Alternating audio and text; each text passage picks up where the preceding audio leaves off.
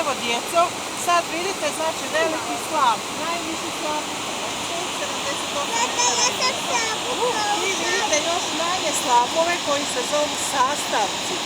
To su zadnji slapovi ovdje na pumpicama, potom nastaje rijeka Korana.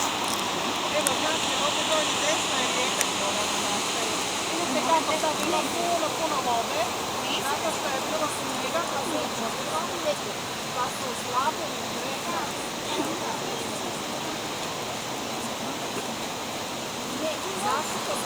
Čekaj, sad idem ja malo tamo.